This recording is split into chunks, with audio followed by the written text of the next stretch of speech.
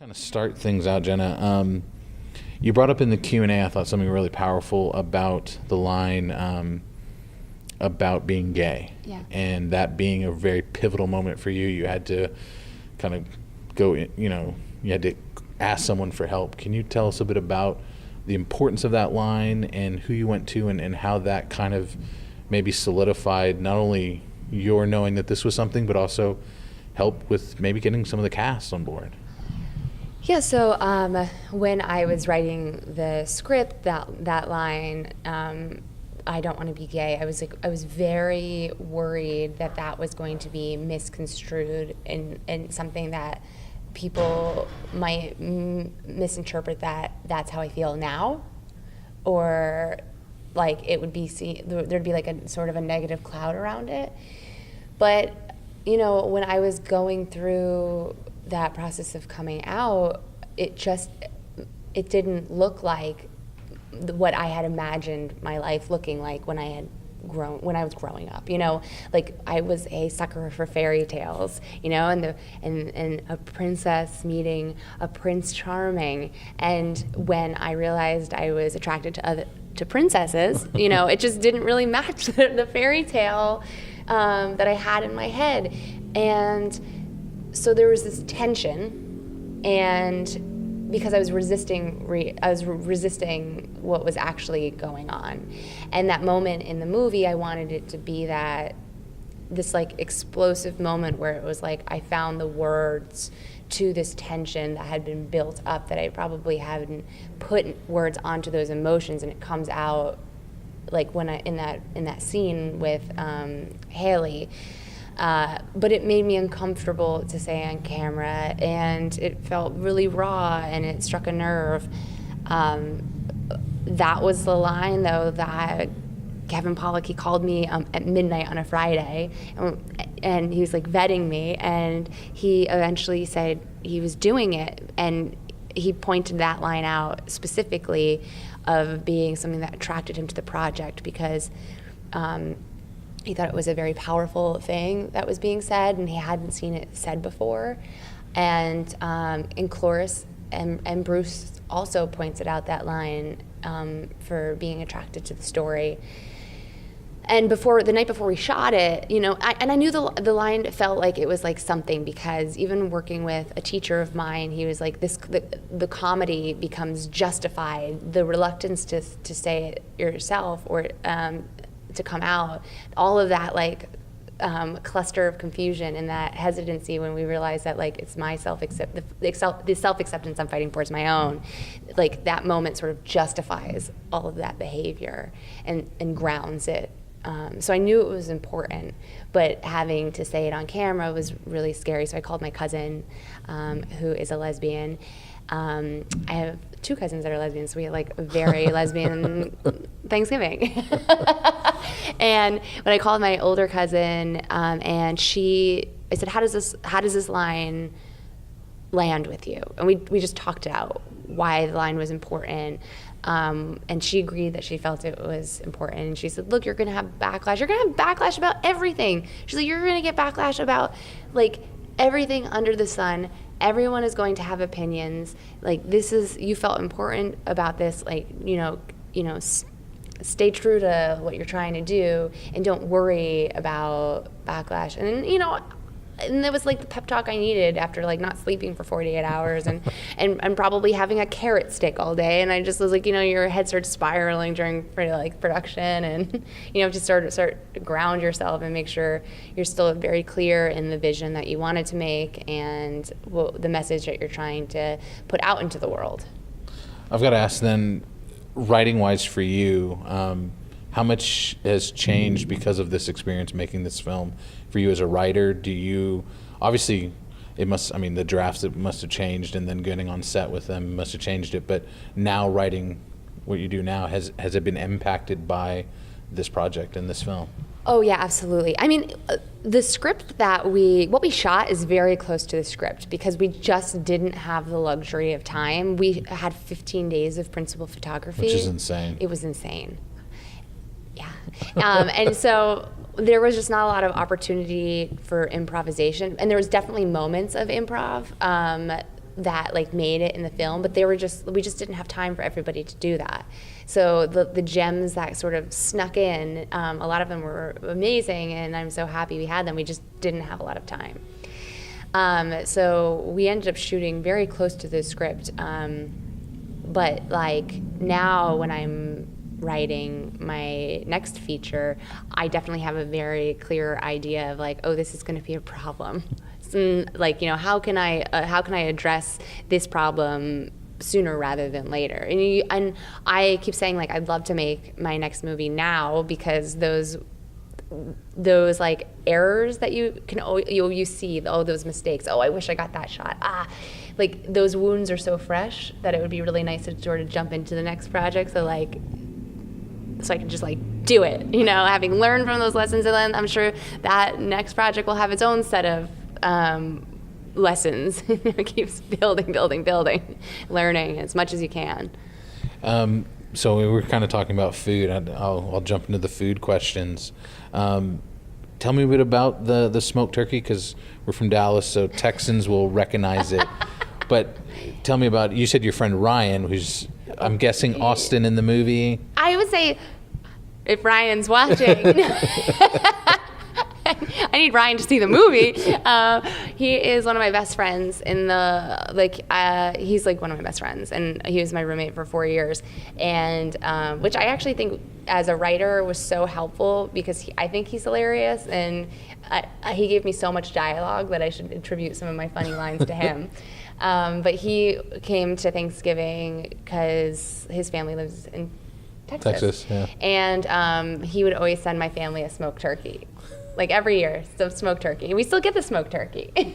So cool. Yeah. Nice Texas connection for you. Of course. You Jersey folks. Actually, the funny thing is like, so Cloris kept wanting to eat the turkey. And my production designers were like so afraid that she was going to eat the old turkey. And they were like, we can't be the ones that kill her. We can't do it. Like, what if she eats the bad turkey? And I was like, Cloris, you can't eat that turkey. You got to eat this turkey. And she went for the smoked turkey. She liked it. She also eats throughout this entire film. It's one of the funniest bits. It's her taking something and eating it. Yeah. I mean, Kevin's role also has that with the blueberry pie. As far as your family, I know your mom's influence was obviously big, but how much of your family is inherent in it, and how much is obviously different with just the stories and kind of making it a little bit more somatic? Well, my dad, Kevin nailed my dad is always eating, and he will justify dessert any way he can. Like, he will talk about blueberries being antioxidants, and he will say how many calories a slice of pie is. And he's like, what's the big deal? It's antioxidants, 170 calories. It's perfect breakfast. And it's like, oh my God. Like, those words came out of my father's mouth. And the whole, the AD was, like, we had wrapped one day, and my parents came back into the house, and my dad comes in and he's like talking about these cookies, and he's like, Violet's whacking a box of these cookies, and my AD was like, that is literally in the script. He's like, I'm like watching the movie unfold in real life. I was like, I know. Like, they always talk about food. That's surreal. Yeah. Another one of my favorites, I'm a big cranberry guy. Mm-hmm. So when Steven Guttenberg's character comes to the door, he's forgotten the cranberries. Was that just something you needed a line there, or is there any history in cranberries in the family? It stuck with me the entire movie. It was like, what the hell is going on with the cranberries? I just like that. I always think it's hilarious when people like are supposed to bring something for the holiday, but then they like clearly bring the only thing they care about, And like that was like my uncle. I think I told you he passed away, But that was just like him. Like, my mom would ask him to bring something. He would just bring wine. And she'd be like, what about the cranberry sauce? Now we don't have cranberry sauce. And it would just become this thing. And I just love that. I love that family dynamic, because there's something about going home and being with like family and siblings that like boundaries are crossed. Mm-hmm. Like, even like we're like slapping each other's faces around. Like, people don't really behave like that. Like, I feel like the craziest, quirkiest, most extreme versions, heightened versions of yourself come out, like, for some reason, like when you step foot in home, at least in my experience. And it doesn't get calmed down when you bring someone home either. That's the scary part of it. I think that's the beauty of the other surrounding characters having to watch this and being like, oh my, this is what your life is. And that goes into the wonderful scene where your brother's obviously, the brother character is obviously trying to get with your girlfriend. Right. And he's the sexual tension of the food being brought in, like sausage in the stuffing, which is a very regional thing. But I've got to ask, how much fun did you have playing off of that meat? The pescatarian line was hilarious. Oh, thanks. How much fun was it kind of playing off of just everyday humor and then amping it up with the difference of sexuality? Well, I had a lot of fun with it, and I think Thanksgiving is like such a fun platform because everybody's like talking about food, and like there's like turkey breasts and like sausages and like stuffing. I was like, this is like a great opportunity to just get like every innuendo in there, you know.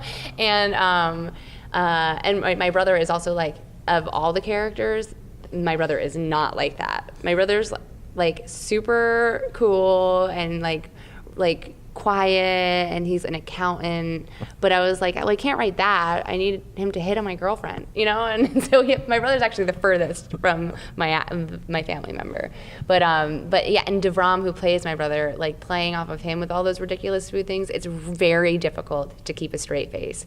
DeVram is one of the funniest people I've ever encountered.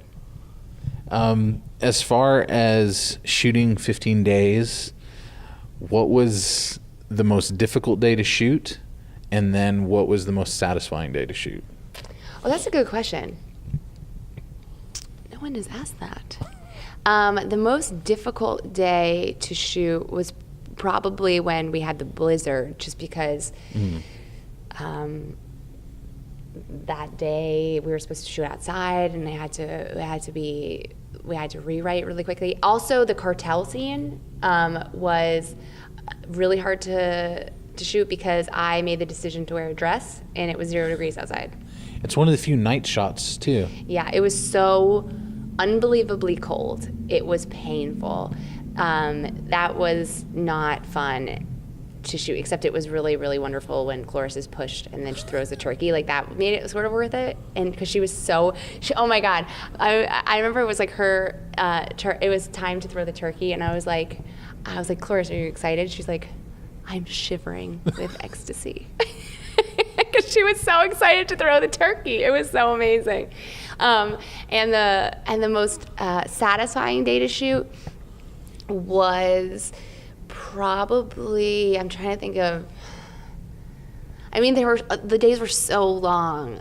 I think that, I don't know if a day was satisfying, but there was definitely, like when Cloris and Bruce rapped, they both had words of wisdom for me.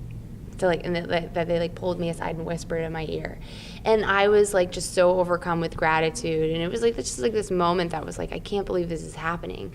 Like, I can't believe this just happened. Like, these legends are playing these people that I love and that I love so much that I want to bring to life, and on screen. And that was satisfying in itself, because it's like, okay, you never know how the film is going to turn out.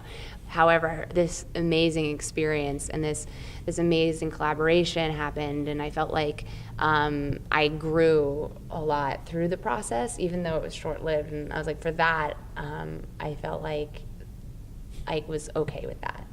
And then if it turned out well, it would be even happier. You know? The longevity of having this idea for so long, and then having to make a short just to kind of showcase what you can do, how satisfying or more cathartic has the experience been because of that journey? Well, you know, that short film sort of took on a life of its own. It was so unexpected. So it was a different sort of, I would say a different sort of journey, because it was like, oh, I have to do the short, and I have an idea for the short, and then we shot it, and then we just like put it up, and then like this thing happened. But like with Lez Bomb, that script I wrote, the first draft of it I wrote over 8 years ago. I have over 150 drafts And I think that because you inevitably change so much over that, it was really interesting going back and reading the first draft.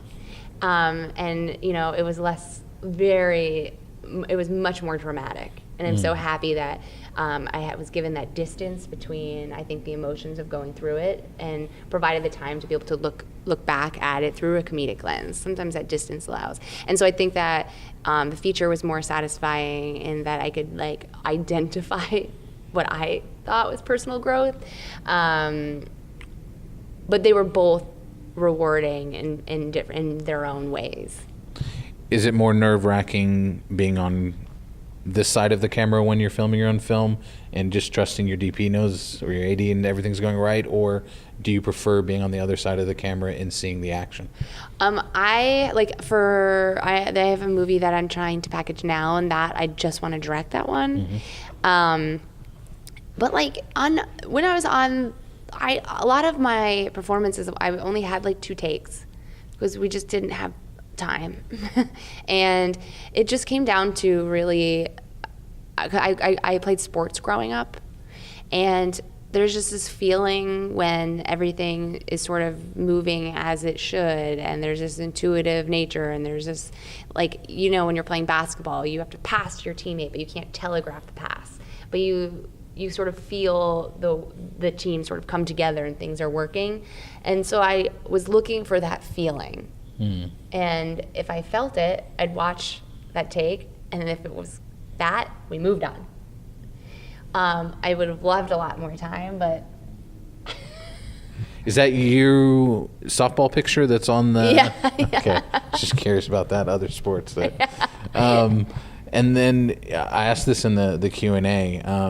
Tell me a bit about the story of the music, not only just those 2 songs and the interesting connection there, but as a whole, I was kind of blown away by the wonderful music in the film. And was it PT did the film? Yeah. Oh, PT Walkley, he's amazing. He was so, working with him was so satisfying, because he'd be like, we'd go through music and I would say, I like this, I kind of like this, it's kind of like this plus this. And he would create it. And then he would, you know, challenge me in certain ways of why he thought the music would work better like this, and then we go back and forth, and sometimes I'd agree, sometimes I would disagree, and it was a really gratifying experience. And then some of the other songs that are in there, it was like 2 of the songs I heard on Spotify, and then like stalked the internet to find who repped them, how to get a hold of them. There's like a 48-hour period where I was just like, no, I was going on Facebook to see if anybody was mutual friends. I was like, this is getting creepy.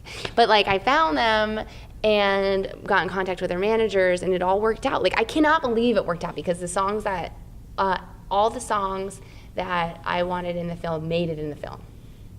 I have no idea how that happened. And then with the Lumineers, I went to high school with the drummer was my brother's grade. I didn't really know him, but Wes was a year older than me. He's the lead singer, and like we had exchanged emails, and I had told him I was doing this movie, and they seriously helped us out and made that work. And some of the lyrics in their songs are so important to me, because, you know, I had the same priest, and some of the lyrics emotionally fulfilled what I thought that scene was about. And, yeah. It fits. It works, and the running scene especially. I mean, Cleopatra, it's a wonderful song, movement-wise, I think. Yeah. And then you said also that there's lines in that also resonate with you. Yeah. I've got to ask, as far as being, you bring this film to aGLIFF, being in a town that you're not familiar with, but the response, I mean, it was a packed house. What did you feel about Austin's reaction to your film? I thought it was incredibly warm and welcoming, and it was an enthusiastic audience. I love when the Q&As are so chatty. You know? I had such an amazing time screening at the Alamo Drafthouse. I've actually never been to an Alamo Drafthouse, so I was really excited about like eating and drinking, and I wasn't in my own screening because I get really nervous. But I loved screening at this festival. I'm so happy that I was able to come and meet so many of the of the other filmmakers and so many of the people that have attended the films and are, you know, passionate about films. It's been like an endless sequence of interesting conversation and then good food. When did you hear that you were going to be in aGLIFF? When did Jim get in contact with you, or was it Jim? I'm guessing it was Jim. Yeah, Jim reached out because John, who's the publicist at Bentonville, he's also the publicist here, and so he put the film on Jim's radar, and then Jim reached out, and he was coming to New York for Tribeca, and since I'm based in New York, we had coffee, and he was like, I'd love to screen your film at aGLIFF. And it was just a timing thing. We were waiting to see when the film was going to release, and it worked out timing perfectly. So I was so happy it worked out. Let's dive into the what's coming up journey-wise for the film, but I want you to talk a bit about the Bentonville experience and the fact that you guys got honored that night. It was a very special, it must have been a very special opening festival. Yes, it was amazing because, well, first of all, Gina Davis. I mean, I don't think I have to say anything else. I think A League of Their Own was the movie that made me want to make movies. And so when we had our world premiere at Gina Davis's festival, I was like, oh my God, this is crazy. In my head, I was like, can I leave the festival best friends with Gina Davis? Is it possible? But we had our world premiere there. We sold out both screenings. It was an incredible experience. So many of the team people came. Bobby Farrelly came down, Rob Moran came down, Martin Sprock came down. A lot of the cast was there. And then when we won the Best Narrative Jury Award, it was just crazy. And then I had to like go up and like, you know, say thank you. And I was like looking at this podium and I'm like, Gina Davis and like Meg Ryan. Like, hi. I was like, I feel like I should be pitching a project. Do you want to play? It's like, it was really crazy. I was so grateful. It was incredible. I loved it. What'd you think of the town itself? I had no idea what to expect, like at all. But we had such a blast. There was this place called like the Preacher's Basement or something, and there's this like speakeasy under. It's a church that's turned into a restaurant, which was my wife's favorite place in the whole world because it's an all gluten-free kitchen and she has celiac disease. So she became a regular in 4 days. I was like, we walked in there and everyone knew her name. I was like, why? How much time are you spending at this place?